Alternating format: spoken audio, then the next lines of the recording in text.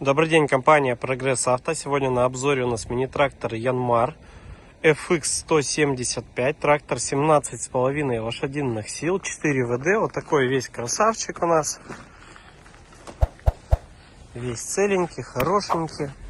Как всегда по состоянию шин, фрезе, наработки и так далее. Итак, передние шины у нас установлены 6х12. В хорошем остатке, имеют небольшие микрорастрескивания. Задние шины 8,3 на 22. Также в хорошем остатке, есть небольшие микротрещинки у нас. Трактор хоть и малыш, 17,5 лошадей. Навеска здесь трехточечная. Также имеется фаркоп, гидроцилиндр. Фреза у нас здесь 1,40 м. Со всеми настроечками также она.